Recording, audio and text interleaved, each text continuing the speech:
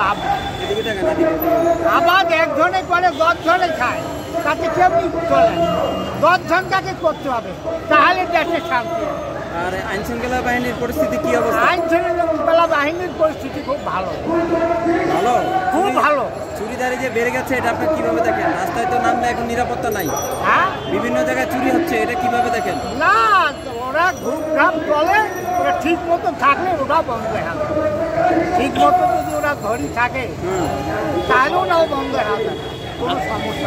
আইন শৃঙ্খলা বাহিনী ঠিকভাবে কাজ করতেছে কিনা দেশে? না না, কাজ করতেছে, কাজ করতেছে, কাজ করতেছে। আমি রিক্সা চালাই, আমাকে খুব সম্মান করতেছে। আগে করতো না? না, আগে করতো না, এখন খুব সম্মান করতেছে। বলে কি বাহিনী কয়? সেনাবাহিনী। সেনাবাহিনী খুব ভালো মানুষ, তারা খুব ভালো মানুষ। তারা মনে করেন দেশের আওতায় আনতেছে, মনে করেন পরামর্শ দিতেছে, মনে করেন বুদ্ধি শুদ্ধি রাখলে তারা দিতেছে, কোনো সমস্যা নেই।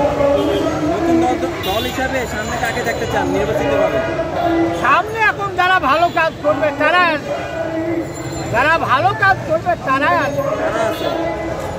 সে দেখে আসে, আমরা তো বুঝে মানুষ, আমরা তো বলতে পারি না যে খালেদা আসবে, কি হাসিনা আসবে, কি ইরশাদ আসবে, আমরা কেমন বলতে পারি?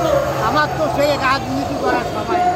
আগে আমলি সরকার থাকতে ভাড়া কত মারতেন আর এখন কত ভাড়া মারেন? না, আগের থেকে আমার বয়স বেশি হয়ে গেছে, আমি ভাড়া মারতে পারি। বয়স দিতে আমার বেশি আছে, 75-76 বছর বয়স, আমি 2 জন প্যাসেঞ্জার টানতে পারি।